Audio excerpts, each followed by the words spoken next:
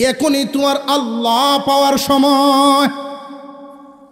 সবচাইতে গুরুত্ব দিবা নিজের চরিত্র হেফাজত করার ক্ষেত্রে।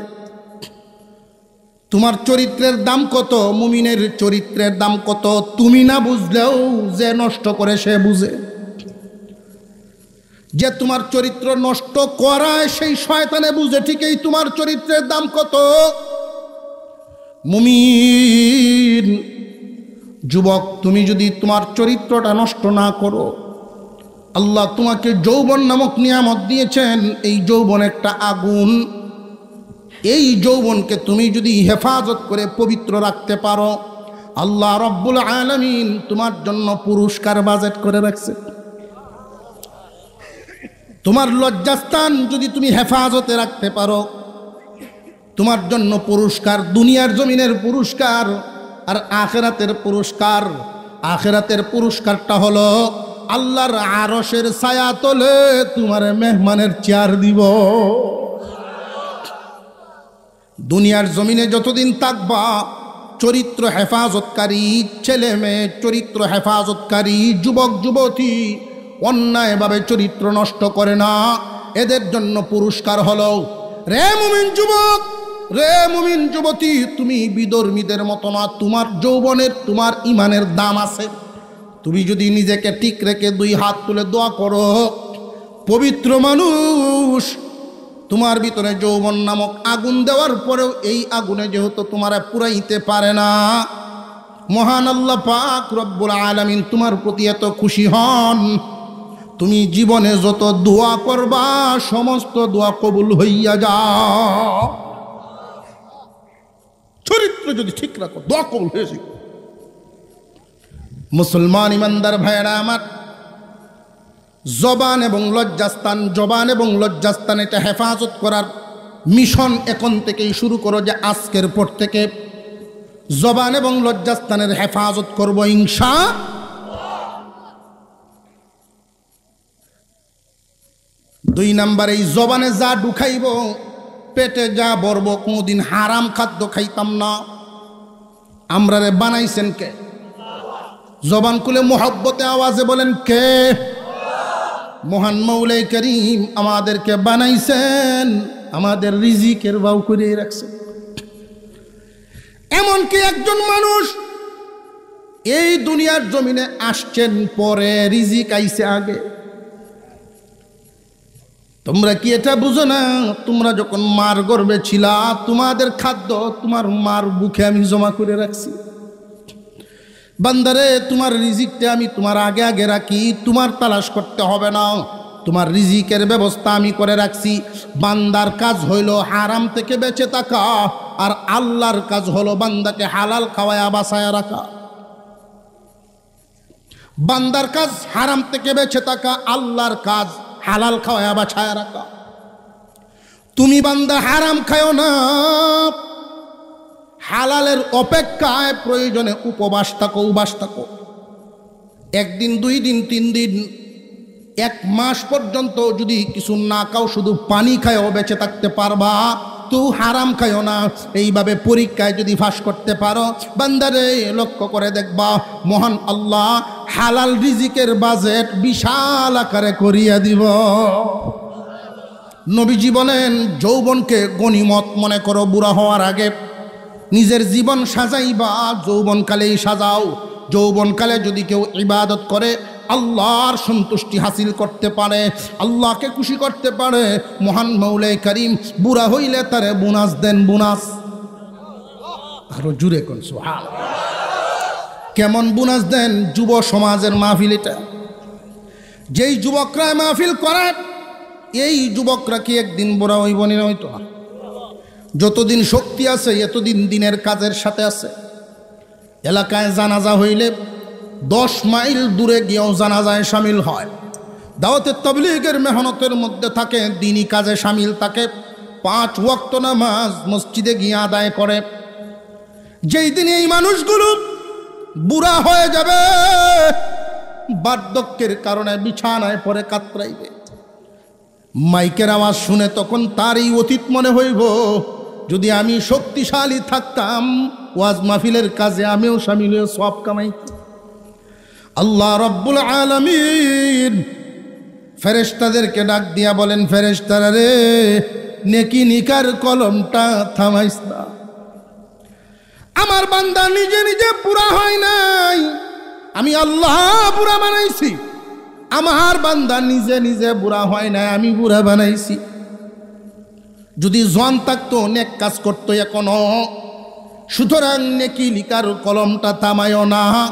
আমার বান্দা মরার আগ পর্যন্ত যে সমস্ত বান্দা বান্দিরা জন বয়সে আল্লাহর ইবাদত চালায়া যায়, গুনাহ থেকে নিজেরে বাঁচায়া রাখে, ইবাদত চালু রাখে, তারা যখন বার্ধক্যে পৌঁছে যায়, ইবাদতে অনেক ঘাটতি হয়, অনেক ঘাটতি হয়ে যায়। আগের মতো কোরআন শরীফ পড়তে পারে না, তাহাজ্জুদের সময় উঠতে পারে না, অনেক উন্নয়নমূলক কাজে শামিল হইতে পারে না। আল্লাহ বলেন, ফেরেশতারা রে, নেকি লিখার কলম থামায়ও না, মরার আগ পর্যন্ত তার আমল নামায় নেকি লিখিয়া যাও। আল্লাহ যেই দুইটা শর্তের কথা বলছেন, 1 নাম্বার যারা ঈমান আনবে, 2 নাম্বার যারা নেক আমল করবে। ঈমান আনার জন্য আল্লাহ এত দয়া করছেন মুমিনের ঘরে জন্ম দিয়া, নইলে এই শর্তটা পালন করতে বাড়ি ঘর আত্মীয় স্বজন সব ছাইরে ঈমান আনা লাগলো। আল্লাহ যদি কোনো বেঈমানের ঘরে পাঠাইতেন, এই ঈমান নামক দৌলত পাওয়া গেল। ঈমান যে কত বড় এক দামি দৌলত, এটা ঈমানদার বুঝে না, শয়তান ঠিকই বুঝে। ছোট এক বাচ্চা স্বর্ণের পয়সা খুশো লইয়া ঘুরতেছে। কোনো কোনো ছোট বাচ্চা তার গলায় স্বর্ণের চেইন লইয়া খেলতেছে। এমন আছে না নাই? এই স্বর্ণের চেইনের মূল্যটা এই বাচ্চায় বুঝে না, কিন্তু তার পিছনে 2-1 চুর লেগে গেছে যে কোনো কৌশলে এই চেইনটাকে নিতে পারে কিনা। যে চুর লাগছে সে ঠিকই বুঝে এই স্বর্ণের দাম কত, এই ঈমানের কত দাম মুমিন বুঝে না, কিন্তু যে লাগছে পিছনে সে ঠিকই বুঝে। এই জন্য আল্লাহ পাক এই ঈমানের দাম বুঝাইবার জন্য যুগে যুগে অসংখ্য অগণিত পয়গম্বর আল্লাহ পাঠাইছেন, প্রত্যেকেই ঈমানের দাওয়াত দিছেন, ঈমান চিনাইছেন। মুসলমান ঈমানদার ভাইয়েরা আমার, যাররা পরিমাণ ঈমান সাথে নিয়েও যদি কেউ দুনিয়ার জমিন ছাড়ে, মৌতের সময়, মৃত্যুর সময় যদি যাররা পরিমাণ ঈমান নিয়েও যাইতে পারে, আল্লাহ রাব্বুল আলামিন খুশি হয়ে তারে 10 দুনিয়ার সমান একটা জান্নাত দিবেন। আর জোরে কন্যা সুবহানাল্লাহ। জান্নাত তো এটা রয়েলবাড়ি বাজার না, ঢাকা শহর না, শুধু আমাদের এই বাংলাদেশ না। জান্নাত তো এমন এক সুখের জায়গার নাম যেখানে অসুখ বলতে কিচ্ছু নাই। জান্নাত তো এমন এক শান্তির জায়গার নাম যেখানে অশান্তি বলতে কিচ্ছু নেই। জান্নাত তো এমন এক আরামের জায়গা, এমন এক শান্তি আরামের জায়গার নাম যেখানে বেআরাম, অসন্তুষ্টি, ওইখানে অপূরণীয় বলতে কিছু নেই। যা চাইবেন তাই পাবেন, যেমনে চাইবেন এমনে পাইবেন। জান্নাতের যেই হুরগুলো বানায় রাখছেন মহান মৌলাই করিম, এই হুরদেরকে 3 পিস পরায়া রাখছেন জান্নাতে। কয় পিস? 3 পিস পরায়া রাখছেন। মুফাসসিরিনে কেরাম বলেন, দুনিয়ার মানুষ মাতার যেই ওড়নাটা তামাম দুনিয়া বেচলেও এই ওড়নার দাম হবে না। যাররা পরিমাণ ঈমান নিয়ে গেল আল্লাহ জান্নাত দিবেন। যাররা কি, তার পরিমাণ কত? যাররার পরিমাণ সরিষার দানার চেয়েও কম। রোদের আলো, সূর্যের আলো অনেক সময় বেড়ার ছিদ্র দিয়ে ঘরে আসে, আর ওই আলোটার মধ্যে কিছু কণা উঠতে দেখা যায়, ধুলাবালি, যেটা ওই আলোটা ছাড়া দেখা যায় না। এত ক্ষুদ্র, খালি চোখে দেখা যায় না, আলোতে থাকলে দেখা যায়। এই পরিমাণ ইমান নিয়েও যদি কেউ যায়, এটা যাররা, সেও আল্লাহর জান্নাত পাবে। বর্তমান সময়ে আমরা যা দেখতে পাই, আল্লাহর হুকুম মতে চলনেওয়ালার সংখ্যা কম, আল্লাহর হুকুম ছাড়া চলনেওয়ালার সংখ্যা বেশি। আল্লাহকে খুদা মেনে, আল্লাহকে মালিক মেনে নিজেকে গোলাম বানায়া চলনেওয়ালার পরিমাণ খুব কম, আর নিজের মন রে খুদা মান্যে চলনেওয়ালা বেশি। মনে যদি এক জিনিস চাইয়া বয়, বিধানের দিকে তাকায়া দেখে যে না, আল্লাহর হুকুম নাই। এখন তো ব্যাপাকে পড়ল যে আল্লাহর অর্ডার মানব না মনের চাহিদা পূরণ করব। যারা আল্লাহর হুকুমকে ভয় পায়া ওই কাজ করে না, তারা আল্লাহ মানল। আর যারা আল্লাহর ভয় উপেক্ষা করে মনের চাহিদা পূরণ করেই বসল, এই ক্ষেত্রে মনকেই সে খুদা মানল। এই কারণটা কি? এর কারণ, আমাদের সমাজে একটা কথার প্রচলন আছে যে আল্লাহ যদি দয়া করেন, আল্লাহ তো চাইলে মাফ করে দিতেই পারেন। আল্লাহ দয়ার সাগর, এই বিশাল মাফের আশায় নামাজ ছেড়ে দিছি। জোরে কর, যে আল্লাহ দয়ার সাগর, তওবা করা, মাপ পায়া, সুদ খাওয়া লইছি। আল্লাহ দয়ার সাগর, গান বাদ দিয়ে লাভ নাই। কথা বুঝে আসতেছে? আল্লাহ তো মাফ করে দিবেন, আমরা কান্দাম, আল্লাহ মাফ করে দিবেন। একজন হুজুরকে জিজ্ঞাসা করা হলো, একজন অফিসারে জিজ্ঞাসা, হুজুর আল্লাহ যে দয়ার সাগর, ঠিক আছে না? তো হুজুর কি না করব? যে আল্লাহ তো দয়ার সাগর, এমনকি সাগর যদিও আমরা মাপতে পারি না, সাগরের একটা গভীরতা, দৈর্ঘ্য প্রস্থ আছে না নাই? তো আল্লাহর দয়ার কোনো দৈর্ঘ্য প্রস্থ গভীরতা নাই, অসীম দয়ার মালিক, সাগরের চেয়েও বেশি। হুজুর আল্লাহ যদি এত দয়াল হন, আল্লাহ কি ইচ্ছা করলে আমাদের সবাইকে মাফ করে জান্নাত দিতে পারেন না? যে হ্যাঁ পারে। তাহলে তো হুজুর আপনারা যে একটা ঠগলাই বেড়া কইতাছে কেন? যে সারা জীবন কন্ট্রোলের ভিতরে চলিয়া আল্লাহর হুকুম মতে জীবন যাপন করি আপনারা যে হানো, আমরাও তো আল্লাহর দয়ায় পরে হে নই এক জায়গাতেই। কথা বুঝে আসতেছে? এই যে অগাধ এক আশা, বিশাল বড় এক আশার সাগরে ভাসতেছে, ইচ্ছা মতো নামাজ ছাড়তেছে, আল্লাহর হুকুম লঙ্ঘন করতেছে, সাগরে ভাইসে ভাইসে। হুজুর তখন উত্তর দিলেন যে আপনি কি করেন? যে আমি তো বিসিএস লাগাইয়া সরকারের ডিউটি করি। যে মনে করেন আজকে আমাদের এই বাংলাদেশের সরকারের একটা ঘোষণা আসলো। কি ঘোষণা? যে সরকার বিশেষ দয়ার বদলে এই দেশের যত মেতর সুইফার আছে, সমস্ত সুইফারদেরকে সরকার দয়া করিয়া বিসিএস ক্যাডারের কার্ড দিয়ে দিল, আর এক একজন ডিসি, এসপি, জজ হয়ে গেল। সরকার কি ভারে না? হ্যাঁ, সরকারের মাথা খারাপ হয়েছে। একজন সুইফারের এনে জজের চেয়ারও বইব, সরকারের মাথা খারাপ হয়েছে। তখন উনি বললেন যে ভাই দেখেন, শেভ করে ফেলল।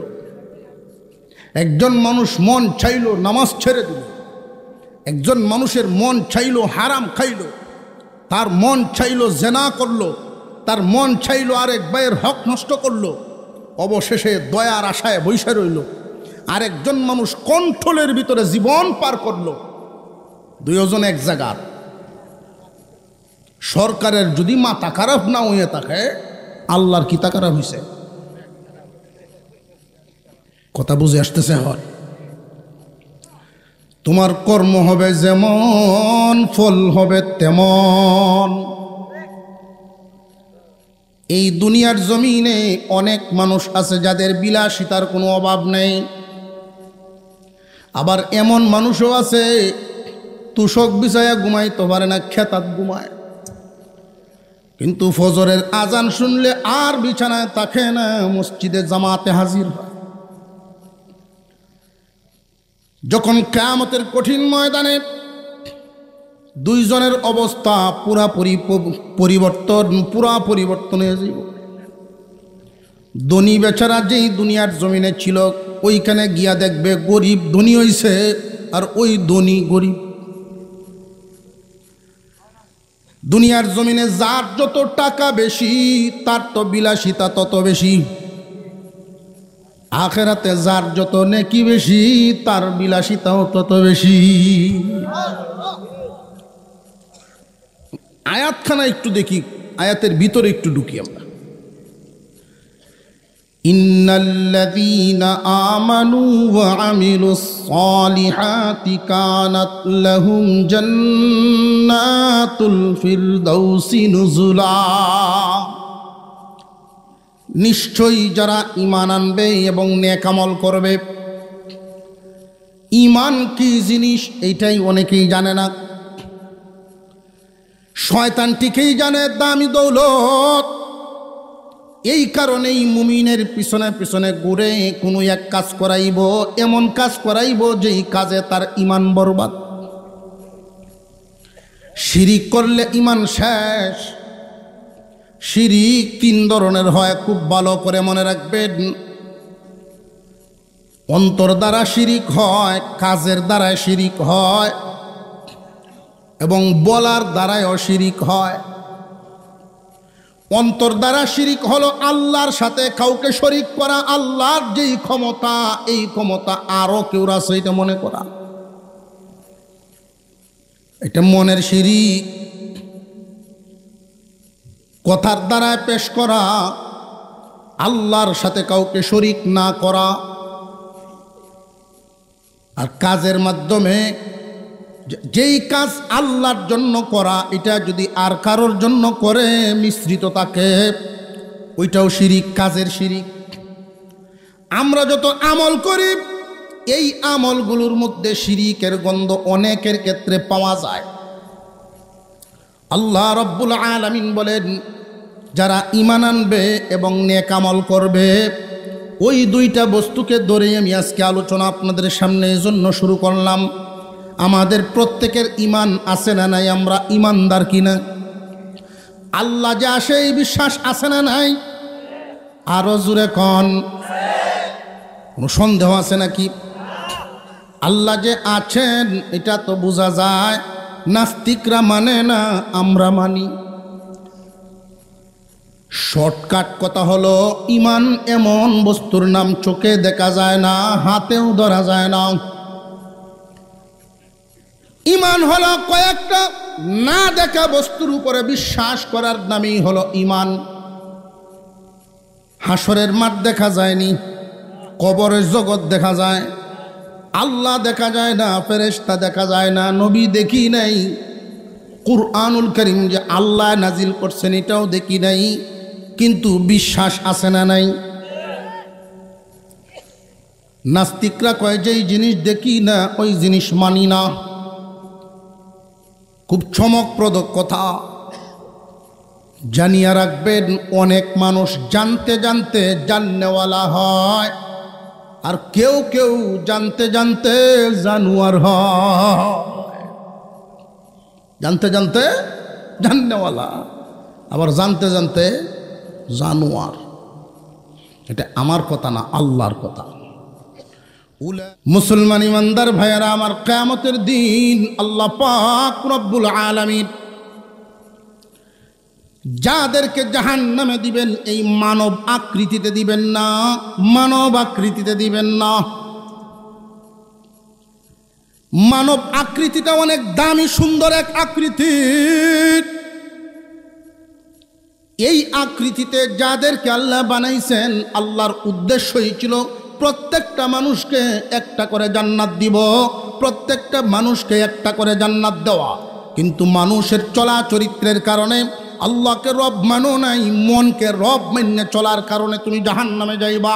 জাহান্নামে যে যাইবা, তোমার এত সুন্দর আকৃতিতে জাহান্নামে দেওয়া হবে না।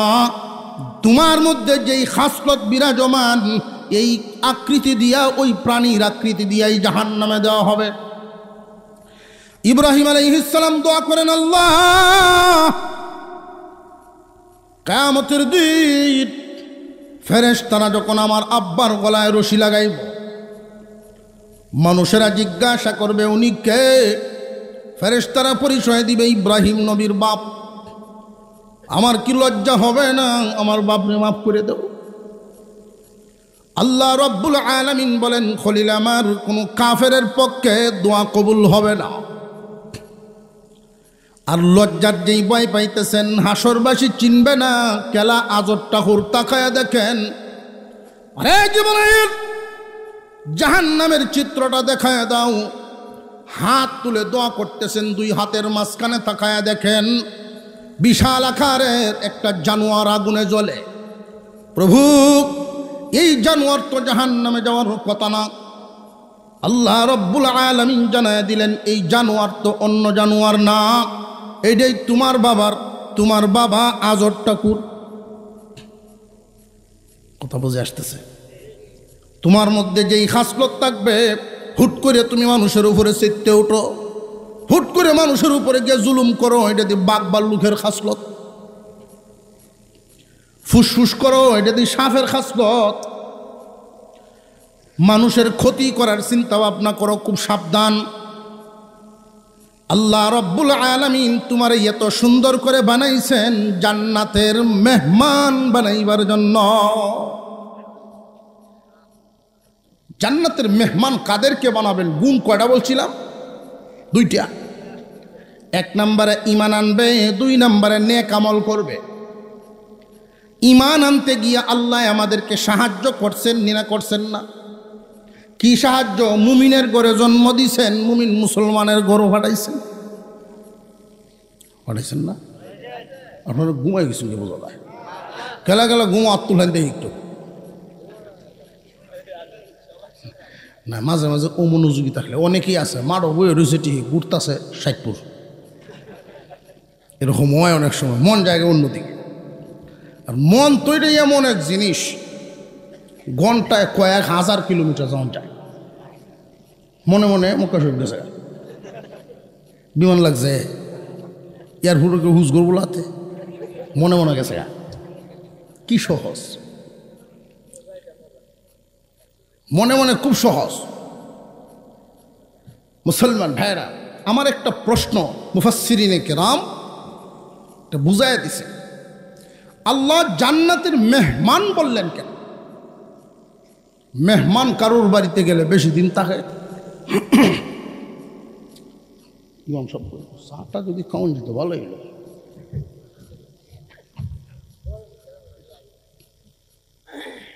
জান্নাতের মেহমান কেন বললেন? মেহমান বেশি দিন থাকে।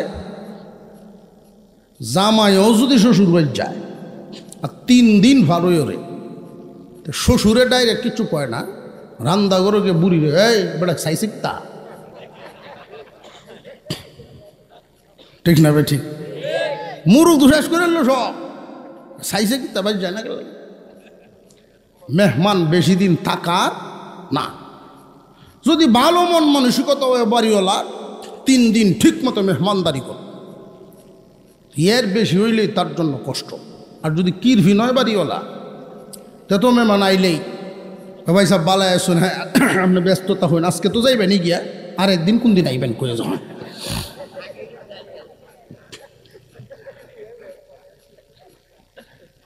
মেহমান বেশি দিন তাকার নয়। আল্লাহ মেহমান কেন বললেন? জান্নাতের ভিতরে তো আমরা মালিক হয়ে যাইতাম, আমাদের মনে চায় আল্লাহ বলেন বান্দা তোমারে মালিক মালিক বলি নাই, তোমারে মেহমান বলছি এই কারণে জানিয়া রাখবা, কোনো বাড়িতে যদি কর্মচারী থাকে আর অপর পক্ষে মেহমান থাকে, রে বান্দা বান্দি লক্ষ্য করে দেখবা কর্মচারীর পরিশ্রম বেশি, খাবারের আইটেম তাকে কম। আর যারা মেহমান এদের কোনো পরিশ্রম নাই কিন্তু খাবার আইটেম বেশি। তুমি যার বাড়িতে বেড়াইতে গেলা তার ঘরে যে তুমি থাকবা এই বিছানাটা পর্যন্ত তোমার বাস করা লাগে না, বাড়িওয়ালাই করে। তুমি যদি একদিনও থাকো কি খাইবা কি করবা এই চিন্তা তোমার না, বাড়িওয়ালার। বান্দারে আমি তোমার জান্নাতের মেহমান বানাইব, এই কথা এই জন্য বললাম জান্নাতের ভিতরে তোমাদের কিছুই করতে হবে না। বেড়ানিতে গেলে শ্বশুর বাড়িতে গেলে মেহমান যদি হও, মেহমান যেইভাবে দুনিয়াদারি করে মেহমানের যেই মর্যাদা আমি তোমারে মেহমান বানায়া রাখব। জান্নাতের ভিতরে স্বামী স্ত্রী দুইজন ঘুরতে থাকবেন, সারা দিন ঘুরেন, চিন্তার কোনো কারণ নাই। দুনিয়াতে তো চিন্তা বুড়ি রে আমার সারো রামদুল্লাহ বুঝিয়া, ওইখানে গিয়ে এরকম চিন্তার কোনো কারণ নাই, শুধু আরাম আর আরাম। জান্নাতের সামনে একটা ঝর্ণা থাকবে, এই ঝর্ণার চতুর্দিকে একটা বাউন্ডারি হাউজের মতো, ওইখানে কয়েক প্রকারের মাছ। এই মাছের সালাম দিব, জিগাইব আপনি কি আমারে খাইবেন, খাইলে কি খাইবেন, বাজি না বুনা, বলতে দেরি হাজির হইতে দেরি নাই।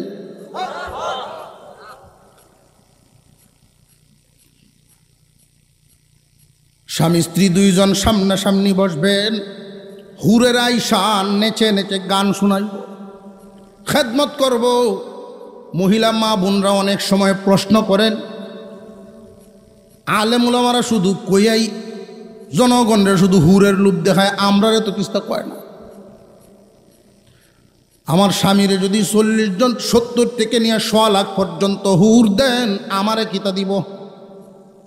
এই প্রশ্নটা তাদের অন্তরে থাকে। এই দুনিয়ার জমিনে যদি কারোর পরিবারে এই রকম থাকে, 10 জন কর্মচারী আছে, এমন পরিবারও তো আছে।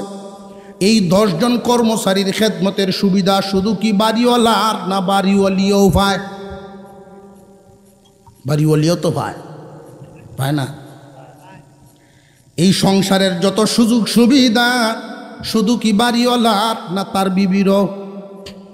ঠিক তেমনি ভাবে জান্নাতের ভিতরে যত হুর গিলমান দেওয়া হবে, সমস্ত সুযোগ সুবিধা যেইভাবে স্বামী পাবে ওইভাবে বিবিও পাবে। কিন্তু ওই দিন জানিয়া রাখবেন দুনিয়ার জমিনের মতো এত হিংসা বিদ্বেষ থাকবে না। স্বামীর সামনে হুর দাঁড়ায় থাকলে ওইখানে মন আর ঝামেলা হইতো না। দুনিয়াতে দেখুন বাড়িতে গিয়া খুব বিবি সাহেবের সামনে হুরের আলাপ কম করবে। একজন আল্লাহওয়ালা শুইছেন শীতের দিন, শুইয়া বলতেছেন যে আহা কোন দিন হুর ফায়াম, যেই কইছে হুর ফায়াম বেড়ে চিত্তে গেছে, বালিশ লইয়া লেপ লইয়া গেছে গাড়ি বুঝলাম। কি ব্যাপার তুমি তো গেলে তুমি তোমার হুর লইয়া তা হও।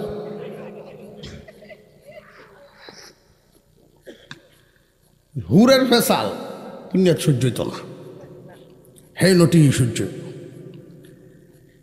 মুরব্বী মানুষ উনি জান্নাতের নাজ নিয়ামতের কথা শুনিয়া আমার জিগাইছি, হুজুর জান্নাতে যখন যাইব আমরা বাবুল্যার মাও যাইব,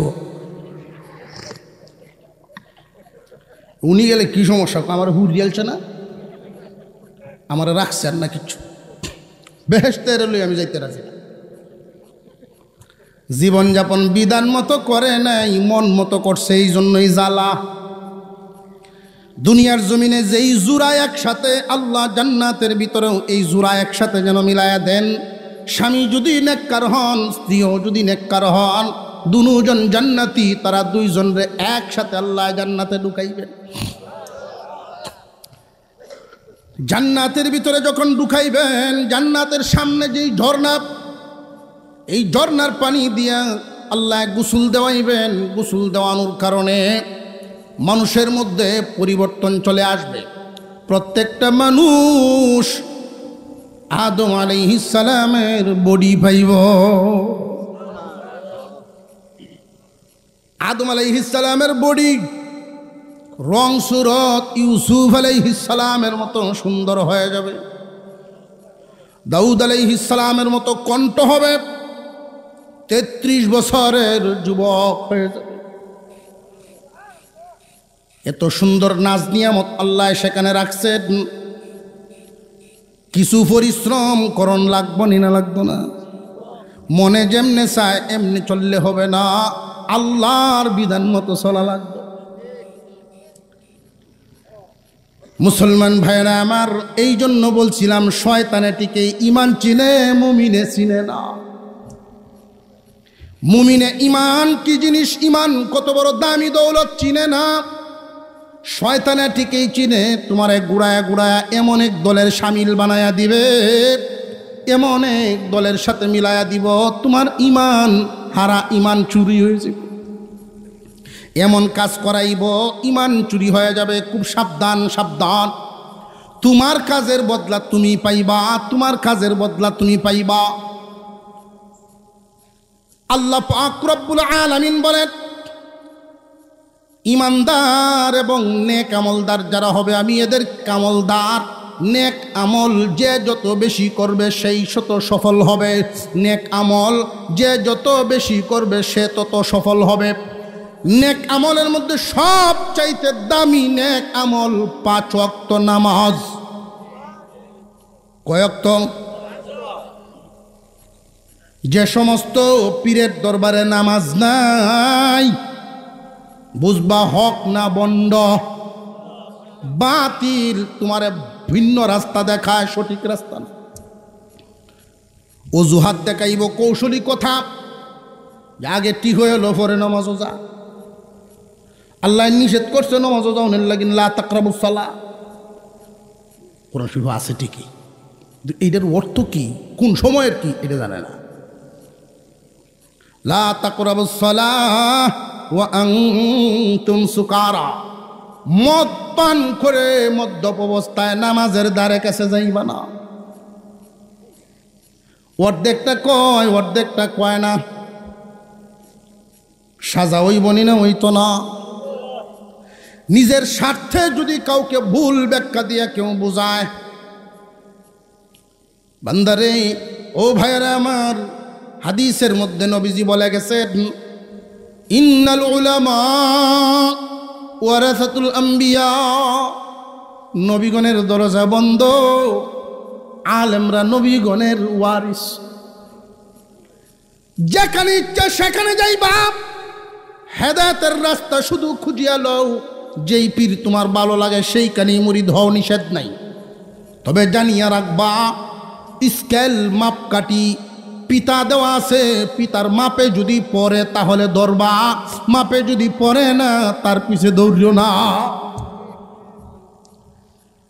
কিয়ামতের কঠিন ময়দানে এইরকম নিজ স্বার্থে নিজে চলার জন্য, নিজের বিলাসিতার জন্য অনেকেই এই ব্যবসা করিয়া দুনিয়াদারিতে চলে। দুনিয়ার চলে এমন ভণ্ড ভিড় আছে না নাই? হাসরের মাঠে ওই যে দুনিয়াতে যারা কয় আমি দেহামনে, তুই তোর মতো চলতে থাক, দৌড়াইব। হুজুর কই যায়, বিহুদ তো হাজারটা সিলেস না, আমারই জান বাঁচতেছে না। কোরআন শরীফ সূরা কাহাফ, জান বাঁচতেছে না আমারে। আপনি তো কইসলানটিকেই বাঁচাইবেন। মুরুগ, খাসি, গরু পর্যন্ত লইয়া গেছি, কত কিছু জীবনে দিলাম এই আশায়। হুজুর বলবেন, তুই দিস লেগে রে, তোর মতো ব্যাগ কলার নাই। আমি তো ইশারাতে না করছি, তোরা বুঝছস না। ইশারাতে না করছুন আপনি, তোরা কি দেখছস না? লাল নিশান টাঙ্গায় রাখছিলাম। লাল নিশান টাঙ্গারও রোড তো হইল বিভোর সংকেত, এমনি আইস না।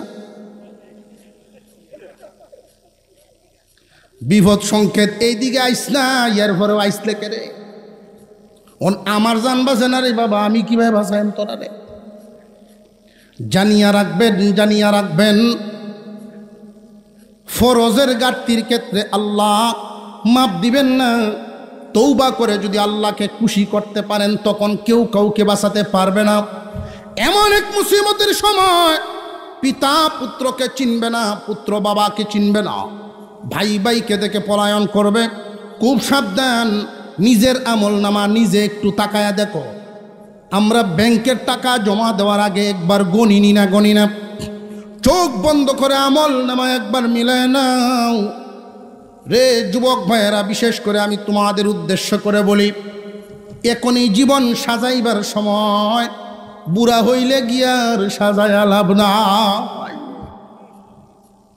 বুড়া হয়ে গেছেন তো গেছেন, জিন্দিগি গেলই গে। যুবক, এখন তোমাদের সাজানোর সময়। নবীজি বলেন 5টা জিনিস আসার আগে 5 জিনিসের মূল্যায়ন করো। ইকতানিম খামসান ক্বাবলা খামসিন, শাবাবাকা ক্বাবলা হারামিক, সিহহাতাকা ক্বাবলা সুকমিক, গানাকা ক্বাবলা ফাকরিক, ফারাগাকা ক্বাবলা শুগলিক, হায়াতাকা ক্বাবলা মাউতিক। 5টা জিনিসকে গনিমত মনে করবা 5টা জিনিস আসার আগে। 1 নাম্বার, যৌবনকালকে গনিমত মনে করবা বুড়া হওয়ার আগে। যৌবনকাল আল্লাহর দেয়া এমন এক নিয়ামত, এই যৌবনকাল একদিন তোমার শেষ হবে। 10 আনা সম্পদের মালিক এই এলাকার, উনিও যদি চান যে আমি বুড়া হইতাম না, বুড়া না হইয়া পারবো। আরো জোরে কর। মুরব্বী মানুষ রাস্তা দিয়ে হাঁটেন, নিচের দিকে তাকায়া তাকায়া গভীর চিন্তিত হইয়া তিনি হাঁটতেছেন। এক যুবক ডাক দিয়া জিগায়, দাদা মনে হয় কিছু হারাইছো, আমারে কো আমি পাইয়া দেই। বাইরে যেই জিনিস হারাইছি কেউ পাইতো না। কেন? তুমি চোখকে দেখো না, আমি তো দেখি। রে ভাই, আমি হারাইছি আমার যৌবনকাল। এই যৌবনকাল যখন ছিল আমি হেঁটে চলে যাইতাম ময়মনসিংহ, আর এখন হাঁটিয়া মসজিদেও যাইবার সাহস পাই না, এই যৌবন হারাইছি। নবীজি বলেন যৌবনকে গনিমত মনে করো বুড়া হওয়ার আগে। নিজের জীবন সাজাইবা যৌবনকালেই সাজাও। যৌবনকালে যদি কেউ ইবাদত করে আল্লাহর সন্তুষ্টি হাসিল করতে পারে, আল্লাহকে খুশি করতে পারে, মহান মৌলাই করিম বুড়া হইলে তারে বোনাস দেন। বোনাস আরো জুড়ে কোন সুবহানাল্লাহ। কেমন বোনাস দেন? যুব সমাজের মাহফিল এটা। যেই যুবকরা মাহফিল করে, এই যুবকরা কি একদিন বুড়া হইব না? হইতো না। যতদিন শক্তি আছে এতদিন দিনের কাজের সাথে আছে। এলাকায় জানাজা হইলে 10 মাইল দূরে গিয়েও জানাজায় সামিল হয়। দাওয়াতে তাবলীগের মেহনতের মধ্যে থাকে, দিনই কাজে সামিল থাকে। 5 ওয়াক্ত নামাজ মসজিদে গিয়ে আদায় করে। যেই দিন এই মানুষগুলো বুড়া হয়ে যাবে, বার্ধক্যের কারণে বিছানায় পড়ে কাতরাইবে, মাইকের আওয়াজ শুনে তখন তার এই অতীত মনে হইব, যদি আমি শক্তিশালী থাকতাম ওয়াজ মাহফিলের কাজে আমিও সামিল হয়ে সওয়াব কামাইতাম। আল্লাহ রাব্বুল আলামিন ফেরেশতাদেরকে ডাক দিয়া বলেন, ফেরেশতারা রে, নেকি নিকার কলমটা থামাইস না। আমার বান্দা নিজে নিজে বুড়া হয় নাই, আমি আল্লাহ বুড়া বানাইছি। আমার বান্দা নিজে নিজে বুড়া হয় নাই, আমি বুড়া বানাইছি। যদি জোয়ান থাকতো নেক কাজ করতো এখনো।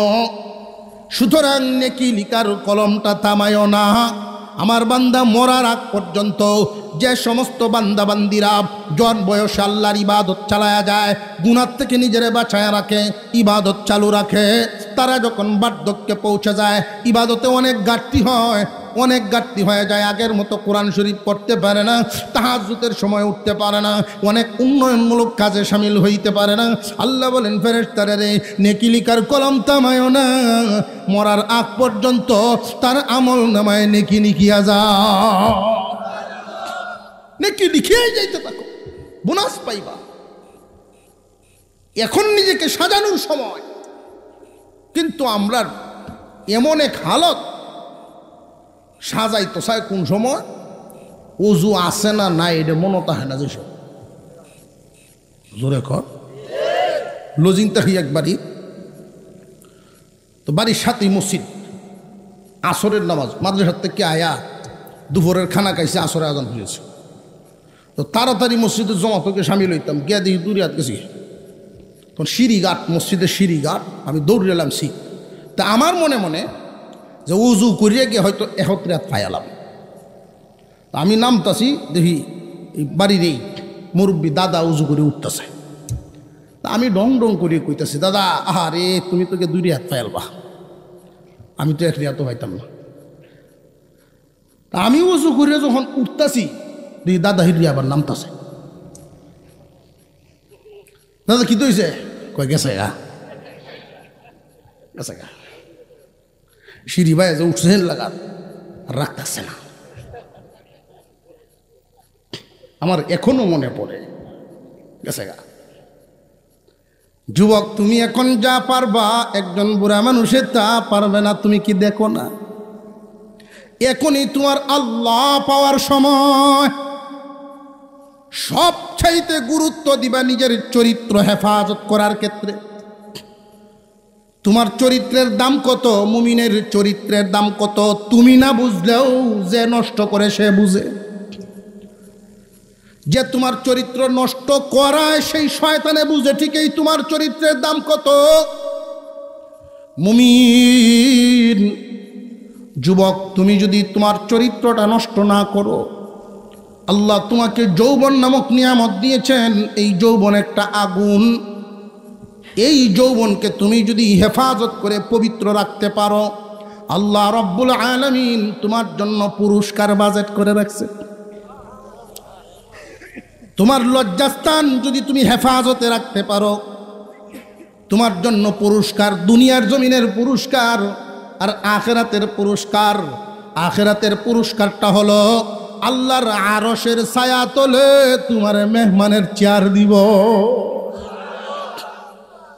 দুনিয়ার জমিনে যতদিন থাকবা চরিত্র হেফাজতকারী ছেলে মেয়ে চরিত্র হেফাজতকারী যুবক যুবতী অন্যায়ভাবে চরিত্র নষ্ট করে না এদের জন্য পুরস্কার হলো রে মুমিন যুবক রে মুমিন যুবতী তুমি বিধর্মীদের মতো না তোমার যৌবনের তোমার ইমানের দাম আছে তুমি যদি নিজেকে ঠিক রেখে দুই হাত তুলে দোয়া করো পবিত্র মানুষ তোমার ভিতরে যৌবন নামক আগুন দেওয়ার পরেও এই আগুনে যেহেতু তোমার পুরাইতে পারে না মহান আল্লাহ পাক রব্বুল আলামিন তোমার প্রতি এত খুশি হন তুমি জীবনে যত দোয়া করবা সমস্ত দোয়া কবুল হইয়া যাও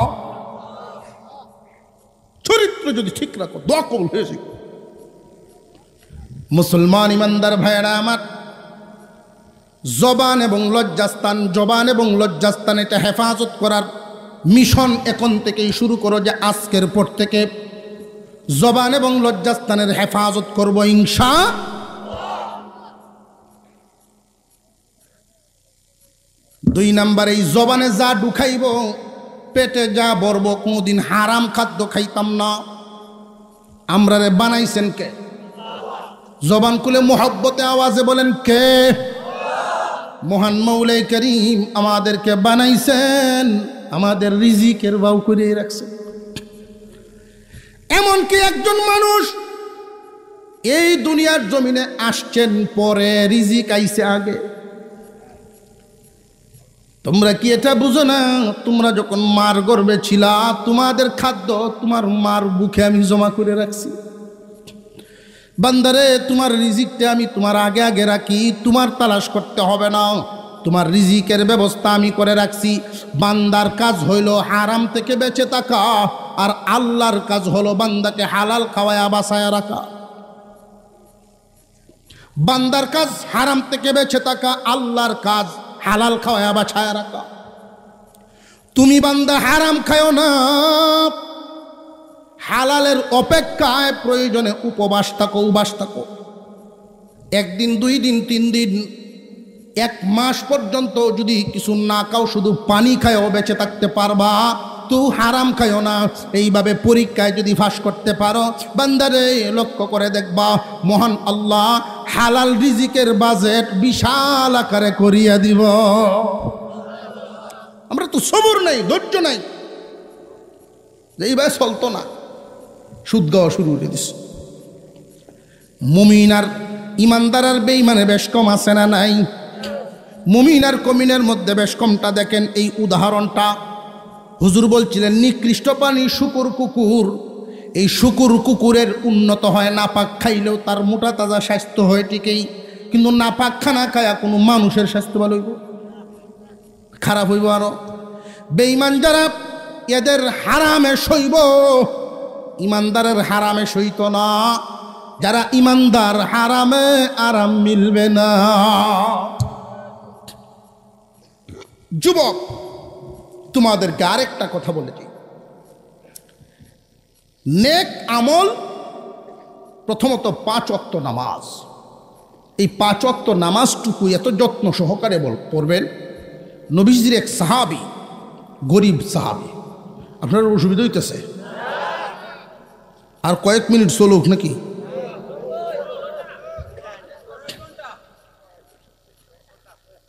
আপনারা শেষ পর্যন্ত থাকবেন, খেলা দেখে বুঝছেন?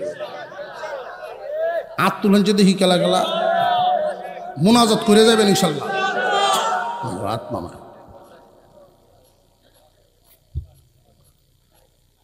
বেড়া গুসার সুরে বউরে ফিটাইতেছে, মারতে মারতে বউ একবার মাটিতে পিটেছে। কোটিয়া করতে যাচ্ছে, আপনি আমার এই ভাই মারতেছেন কেন? আমার লুয়ে কি আর গড় করতেন না? আপনি এই ভাই জামাই লইছেন, আমার লুয়ে কি গড় করতেন না? তুই মায়ের তালে বুঝস না। আমরা যে অনুমানটা করি এটা হলো যে আমার জনগণ আরও আলোচনা শুনতে চাচ্ছেন কিনা। যখন দেখা যায় উড়া বসা আরম্ভ হয়েছে, এতেই বুঝতাম পারতেছে না হুজুর আল্লাহ শেষ করে এলেন। উঠা বসা শুরু হইলেই বোঝা গেল যে এখন শেষ হওয়ার সময় হয়েছে। তা আর কয়েক মিনিট চলুক। 1 নাম্বার নামাজ, 5 ওয়াক্ত নামাজটা যত্ন সহকারে পড়বেন। এই ক্ষেত্রে কি কোনো আপোষ আছে যে অমুক পীরের মুরিদ হইলে নামাজ লাগতো না? আছে। একটা নামাজ একটা রোজা আদম যাতে ভরলে সারে, চলো মুর্শিদের বাজারে দেখবে যদি তারে, কেউ কয় ধরবে যদি তারে। এই একটা নামাজ একটা রোজা এটা কোনটা? যে সহির উঠে এক ট্যাং দিয়া আর নিচে আর এক ট্যাং দিয়া। জীবনে একটা নামাজ পড়তে লিবে। এইরকম কোনো ভণ্ডের দেখা যদি জীবনে কেউ পান, বুঝবেন আপনি সেই শয়তানের চক্রান্তে পড়ে গেছেন। মনে থাকবো তো? মনে থাকবো। সোজা একটা নিয়ত রাখবেন। স্কেল বলছিলাম মাপকাঠি, মাপকাঠি, মাপকাঠি দিয়া মাপবেন সঠিক পীর না বেঠিক পীর, এটা মাপকাঠি দিয়া মাপবেন। আকলের মাপকাঠি, শিক্ষিত হইয়া মাফন লাগতো না, আকল দিয়াই মাফন যাইব। আশরাফ আলী থানভী রহমাতুল্লাহি আলাইহি বলেন, সহজে যেন তোমরা চিনতে পারো নবীর উম্মত, সঠিক বেঠিক সহজে যেন চিনতে পারো। সহজ করে বললাম, 1 নম্বরে আগে দেখবা কুরআন হাদিসের জ্ঞান তার ভিতরে আছে কিনা, হালাল হারাম চিনার যোগ্যতা তার আছে কিনা।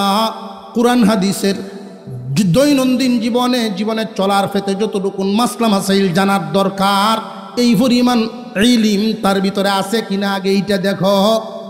1 নাম্বার শর্ত তার কুরআন হাদিসের ইলম আছে কিনা।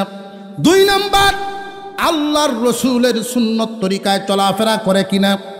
যদি দেখা যায় সুন্নতের বহির্ভূত গায়রে সুন্নত চলাফেরা করে, সুন্নতের খেলাফ কাজ হয়, বাতাসের সাথে উড়িয়া গেলেও মুরিদ হইও না।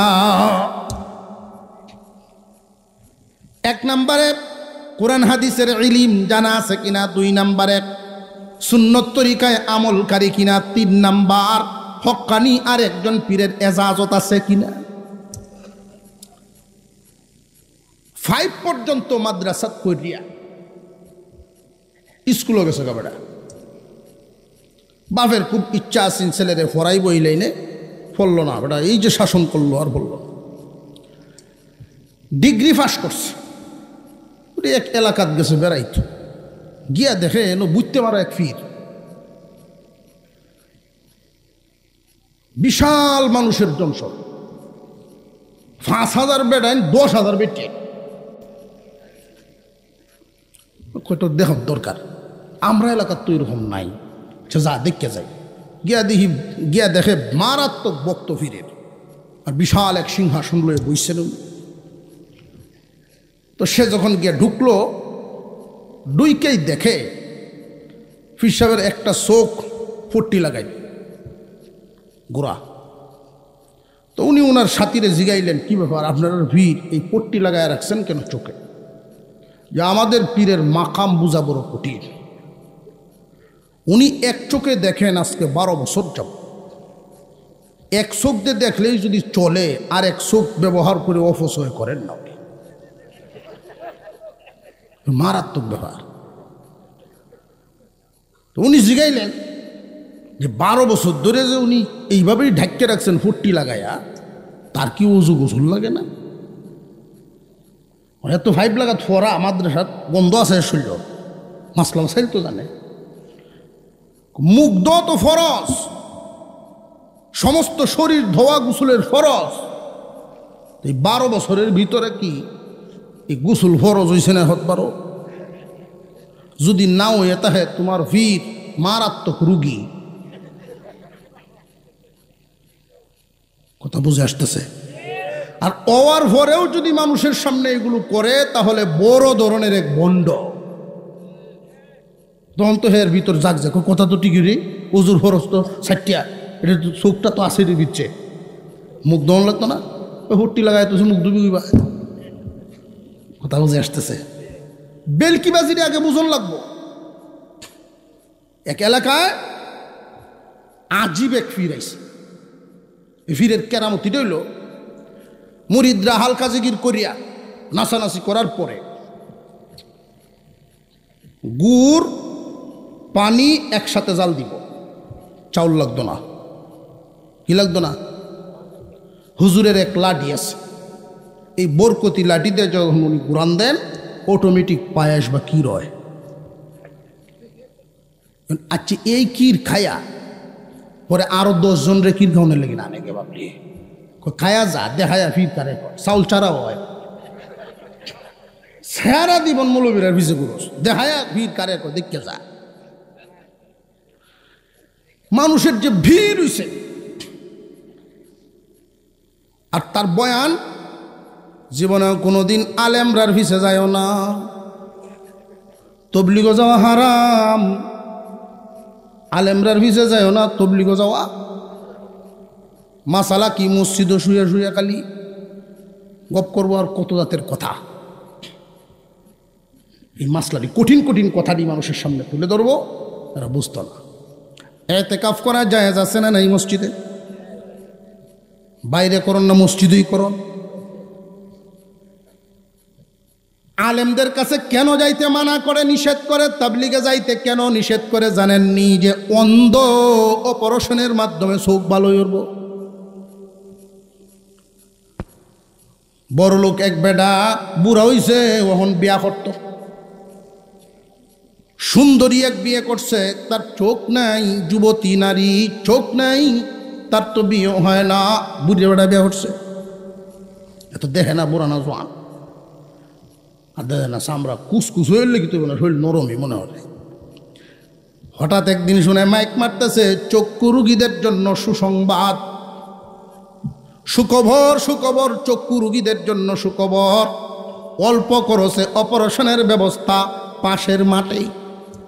এখন বেডি কইতাছে, আমি তো আপনার কাছে কিছু চাইছি না, আমার চোখটি একটু যদি ভালো হইলে দিতেন। বেটার ভিতরে ঢুকিয়ে গেছে, কামড় মারিয়া বসে যে রে, এটার চোখ ভালো হলে তো আমার দেখি আর গোর করতো না। অন বেটা ওয়াজ করে, হাই চোখ কাটার জন্য লাগতো না, কাটলে পরে গা ওই তারে, গা হইলে পরে ক্যান্সার হইব, আর এ তোর যে দুর্গতিটা হইব। তামছে বাহি জিন্দিগি আল্লাহ আল্লাহ কাটায় দে, আল্লাহ যেমনে দিছে আল্লাহ দেওয়াটার মধ্যে হাত দিস না। তখন তার মোহাব্বতের আর একজন মহিলা আছে পাশের ঘরে, ওনার সহযোগিতায় গিয়া অপারেশন করায় আছে। করায় যখন দেখছে গায়ে রে মুখটা বড় মেনে বুড়িয়া, সারা শরীর কুসকুস হয়ে উঠছে, আর মাউন্দা দাঁড়িয়েও নাই, কিরকম একটা সুরত দেখা যায়। আমি বুঝি এইটার গল্প করছি অতদিন। আলেমদের কাছে যাইবা না, দাওয়াতে তাবলীগে যাইবা না, বিষয় হইল ওইখানে গেলেই অপারেশন হয়ে যাইব, বিবেক খুলে যাইব, তখন বেহক আর হকটা বুঝিয়া ফেলব। 2-4 জন তো এলাকা থাকে বিবেকলা, ইমানের আগুন এদের জ্বলতেছে। ইমান যাদের ভিতরে থাকে মেসের কাঠির মতো, ঘষা লাগলেই জ্বলে উঠব, ঘষা লাগলেই জ্বলে উঠব। প্রমাণ নবীজি হাদিসে বলছেন, অন্যায় দেখলে প্রতিবাদ করার যোগ্যতা না থাকলেও ভিতরে জ্বললে জ্বললে মরব, চলাফেরা শুরু, অসহ্য লাগবে। যদি তোমার এমন হয় বুঝবারে বাবা তোমার ইমান আছে। قال النبي صلى الله عليه وسلم إذا عملت الخطيئة في الأرض من شهدها فكرهها كان كمن غاب عنها ومن غاب فرضيها كان كمن شهدها। আল্লাহর রাসূল বলেন, জমিনে যদি কোনো অন্যায় কাজ হয়, কোনো কারণে লোকটা উপস্থিত কিন্তু ইমানদার, এই এলাকার কিছু যুবকে যদি এমন কাজ করায় বয়, আপনাদের যুবকদেরকে ধন্যবাদ দেই, আবারও শুকরিয়া আদায় করি, ওরা ওয়াজ করায়, ইচ্ছা করলে তো গানও করাই পারতনি না, পারত না। আল্লাহ রব্বুল আলামিন এই যুবকদেরকে যেন জান্নাতের রাস্তায় চলা সহজ করে দেন, জবান খুলে বলেন আমিন। এমন একটা অন্যায় কাজ হইতেছে, ইমানদাররা দেইখা দেইখা অপছন্দ করে মনে মনে জ্বলতেছে। আল্লাহর রাসূল বলেন, যদিও ওই ইমানদাররা এখানে হাজির, গুনার কাজ সাথে হইতেছে। ও দুনিয়ার মানুষ, নবীজি বলেন ওরা অনুপস্থিত লোকদের হুকুমে পড়ল, যেন উপস্থিত নাই ওদেরকে আল্লাহ এই গুনাহগারদের সাথে শামিল করবেন না, কারণ অন্যায়কে সাপোর্ট দেয় না। পক্ষান্তরে দাহা পাশের গান হইতেছে, আর ডাহাত থেকে আফসোস, আরে আইতাল্লাম না, আরে আইতাল্লাম না, হইতো পারেনি না, পারে না। তুমি যে আইছো না, কিন্তু আফসোস করছো ঠিকই, যারা উপস্থিত এরার যেই গুনাহ, তুমিও এদের দলের, এদের সাথে শামিল। বুঝে আসতেছে বিষয়টা? ফিরের হালত দেখিয়া, ক্ষীর খাওয়ার এই অবস্থা দেখিয়া কিছু ইমানদার নামাজি এরা তো আহারে কি সর্বনষ্ট হইতেছে, কি সর্বনষ্ট হইতেছে। ফির যে মনে করতেছে যে না, আমরা যা ধারণা করতাম আগে যে জঙ্গলও খালি না, হুজুরে হয়, এটা তো আপনারা জানুনি, দেখা যায় এটা, এর লাগে না আপনারা কইস।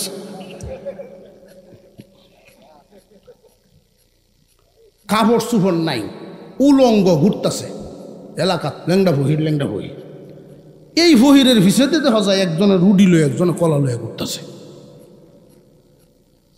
কোনো টুফিওয়ালা মুসল্লি বা আলেম ওলামা যদি না করে, দূর পাগল বেটা ভিসেতে ঘুরতেছে। কথা কই না যে হ্যাঁ বেটা ল্যাংডা হইলেও ভিতরে মাল আছে, কয়নি না, কয় না, মাল যা আছে সব তো দেখাইতেই আছে।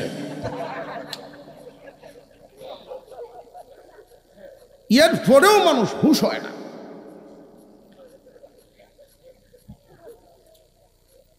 ইমান হারা হয়, পিসাবরে মনে করতেছে বহুত কিছু, শিরিক করে ফেলতেছে, মানুষ ইমান হারা হইতেছে। এই মুসল্লিরা দৌড়িয়া পার্শ্ববর্তী এলাকায় একজন আলেম, বিজ্ঞ আলেম, উনার কাছে গেছে, হুজুর আমরার এলাকাত এই অবস্থা। হুজুর বললেন, এক কাজ করো, তোমরা আমার পরিচয় দিও না, আমার পরিচয় দিও না, আমি যাইতেছি। ছদ্মবেশে উনি আইছেন। আগে তো আর এই মোবাইলের যুগ না, মিডিয়ার যুগ না, যেই চেহারা সবাই দেখ খেলছে এক জায়গাত বইয়া।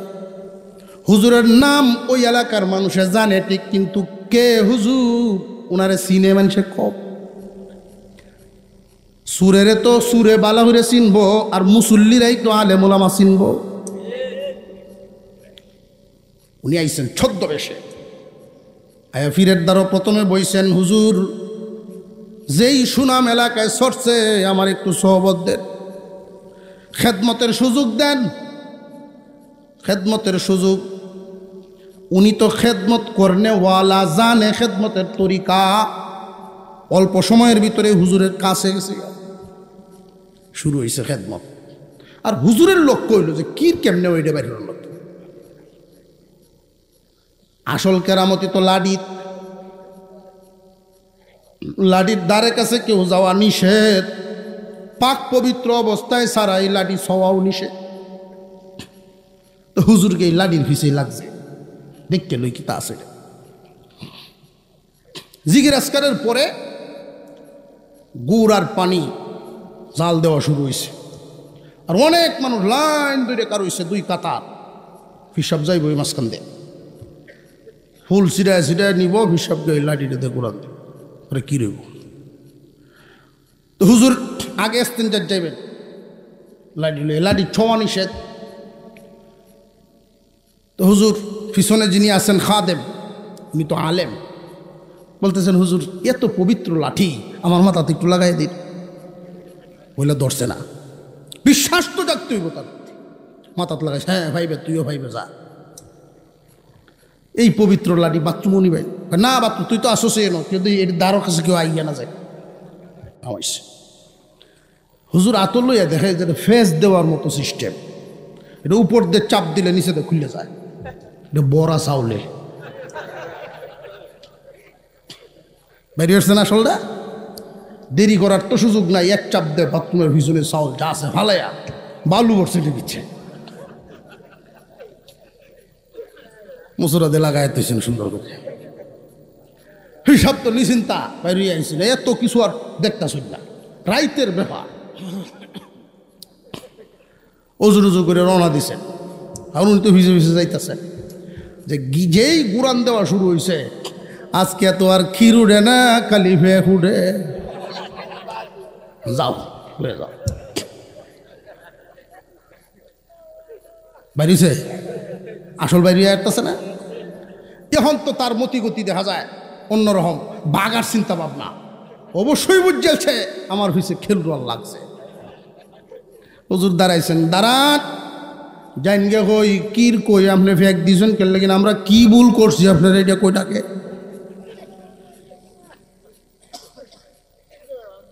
এই যে এই দেশ থেকে অপমানিত হইয়া ভাগছেন, জীবনে আর কোনোদিন এই দেশে আসে নাই। শয়তান সব সময় পেরেশান, কেমনে তোমার ইমান চুরি করব, কারণ ইমানের দাম মুমিন তুমি না জানলেও শয়তানে জানে। তুমি তোমার দৌলতের দাম না বুঝলেও শয়তান ঠিকই বুঝে।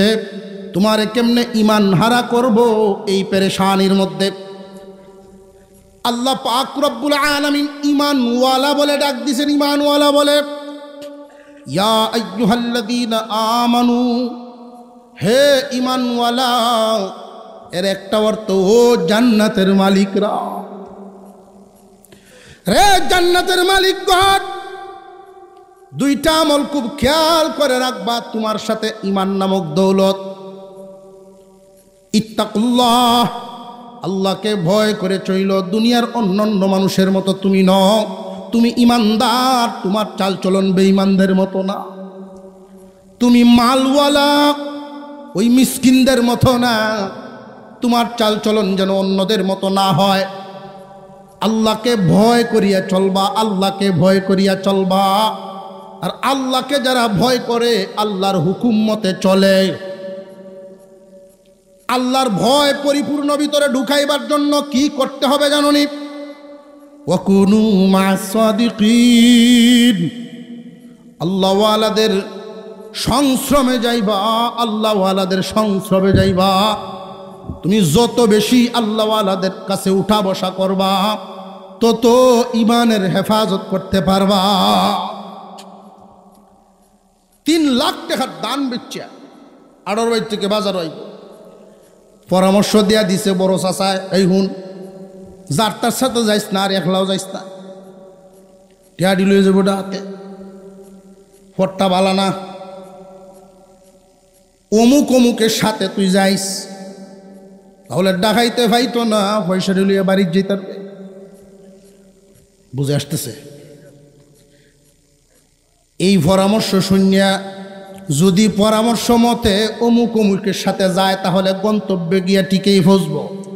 আর যদি মনে করে কিস্তাই না ফন্ডিতি করিয়া, এমন লোকদের সঙ্গ লইছে যারা নিজেরাই ডাহাই, এমন লোকদের সঙ্গ লইছে বাড়ির যাইতো হতো গিয়া কয়ে যা আছে বাইর। এই দেশের মধ্যে জানিয়া রাখবেন পীর আউলিয়ার দেশ। আমরার এই দেশের মুরব্বীরা পীর আউলিয়াদের মাধ্যমে, আল্লাহওয়ালাদের মাধ্যমে ইসলামের দাওয়াত পাইছে।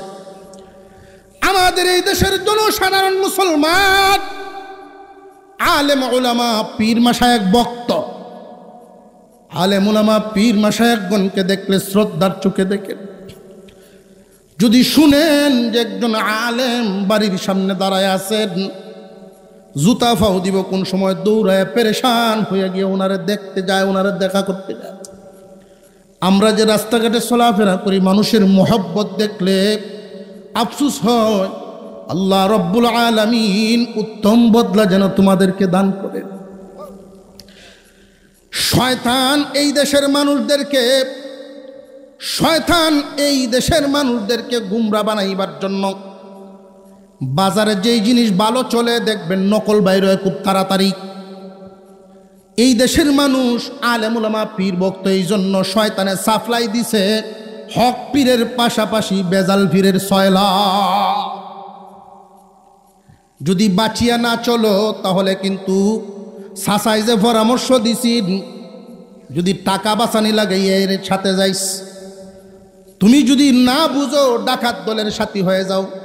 সাবধান, শয়তানের দলের প্রোডাকশন যারা, এদের সাথী হইলে ঈমান আমল বরবাদ। আলেম উলামাদের পরামর্শ নিয়া হক্কানি পীরের সোহবত নাও, জীবন কামিয়া। আল্লাহ পাক রব্বুল আলামিন আমাদের সকলকে যেন জান্নাতুল ফেরদাউসের মেহমান বানায় রাখেন, বলুন আমিন। আরো জোরে বলেন আমিন। 5 ওয়াক্ত নামাজ ইনশাল্লাহ যত্ন সহকারে আদায় করব। রাজি আছেন ইনশাল্লাহ? কারা কারা রাজি? আল্লাহ কবুল করেন, বলুন আমিন। কোন আল্লাহওয়ালা পীর মাশায়েখ যারা হক্কানি পীর, এদেরকে খুব শ্রদ্ধার সাথে, খুব শ্রদ্ধা করবেন, মন থেকে মহব্বত করবেন। কারণ যারা সত্যি আল্লাহর ওলি, আল্লাহর ওলিদেরকে, আল্লাহর ওলি মানে কি? আল্লাহর বন্ধু। আল্লাহর ওলিদেরকে মহব্বত করবেন, আল্লাহওয়ালাদেরকে মহব্বত করবেন, আল্লাহর রহমত আপনার প্রতি বৃষ্টির মতো পড়তে থাকবে। আল্লাহ আমাদেরকে কবুল মঞ্জুর করেন।